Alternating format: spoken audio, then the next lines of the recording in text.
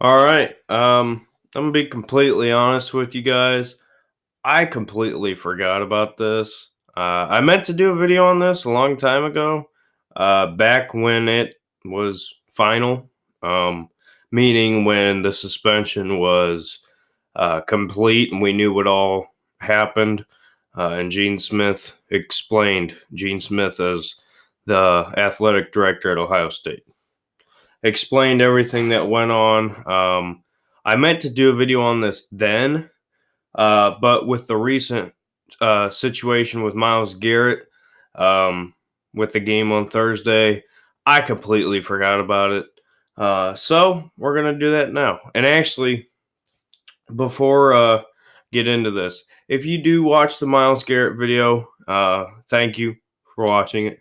But I want to clarify my position on that was not supporting slash defending Miles Garrett and his actions. I want to make that clear. Um, my position was that there was more leading up to that than what was talked about. There's more blame to go around than just Miles went crazy. That was my take.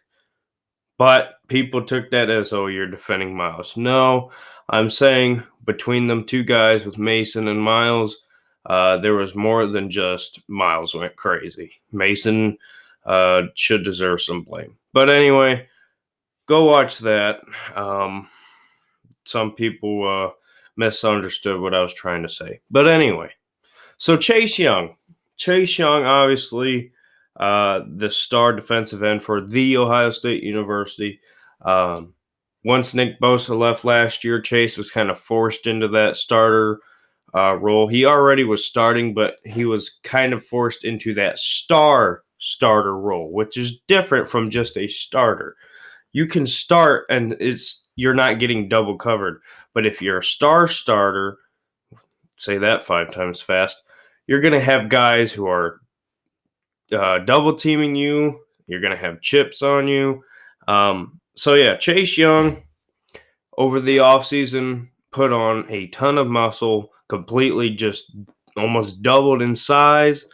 Um, he turned into more of a freak than he already was. Chase Young this season, 22 solo tackles, 13.5 sacks, 5 forced fumbles so far this season. Now, he is a junior, 6'5", 265 pounds. So, Chase Young. So, the whole incident with Chase was Ohio State decided to sit him for the Maryland game. They were notified of this whole situation by Chase Young. Um, it was I think it came out somewhere. I don't know if somebody leaked it or what happened, but Chase is the one who went and said, "Hey, this is what happened." And Ohio State is the one who kind of turned it in and just said, "All right, wait and see what happens." Um, so the whole backstory and what has been reported, this all came from Chase Young himself. Him and his family worked with the NCAA to get things worked out. According to him, he says that he accepted a loan from what he described was a family friend, so that his girlfriend could get flown and get to the Rose Bowl, in which they played in last year. Of course, the Rose Bowl is, one of the biggest bowl games. I'd argue the biggest bowl game, obviously, other than the playoffs or the national championship. So, obviously, you want your family, you want your friends, you want your girlfriend there to support you, if I had one. But anyway, so for Chase, I understand from his standpoint of why he would take it. According to Chase, he paid back the loan in full. So basically, that kind of wraps it up. His girlfriend wanted to go to the Rose Bowl, one of his biggest games of his life. Chase took a loan and paid it back. End of story. But unfortunately, that is breaking NCAA rules. And with the recent law passing and players getting paid is going to come into effect. College players. Later on down the line, it was kind of questionable on how the NCAA would handle this. Were they going to stay strict? Were they going to be extremely lenient? How would they handle it? So, if you'll remember, there's been many incidents in the past. Cam Newton had one, and it took like 16 hours, I think. There's been many other incidents, even at Ohio State, with the whole tattoo gate and all that. You know, we can go in depth in that. That's, a whole nother video. But anyway, so Chase did a great thing by bringing it forward. If this had come out around a game before the Big Ten championship or heading into the playoffs, there's a chance that he's going to miss the playoffs. By him bringing this forward, alerting Ohio State that this was probably going to happen, this is the whole story, this is the whole situation, let's work on getting this fixed. He did a fantastic thing there. And I know there's a lot of people who are saying, well, it was a family friend. That means it's an agent. That means it's a booster.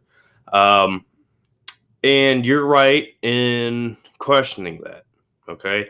With the NCAA and the shadiness going around, not only with college football, but college basketball getting busted.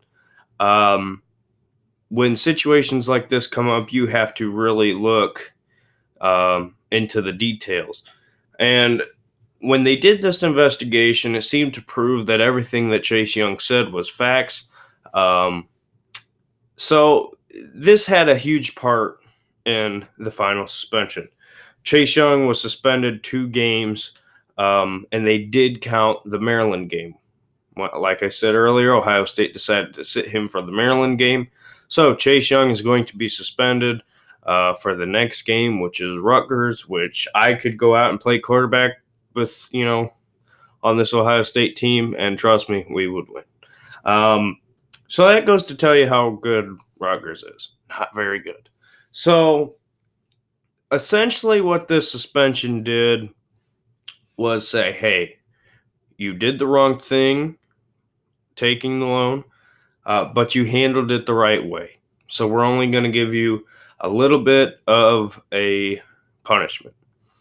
But this is why I'm making this video. This suspension is almost a pro rather than a con. Like I said, with Chase coming out as soon as he did, knowing the situation in which was at hand, he really helped Ohio State, because now that he has been suspended 2 games, they already sat him for Maryland. Obviously, that was a blowout. They're sitting him for Rutgers. We could put up 200 points. And honestly, I'm not even exaggerating there.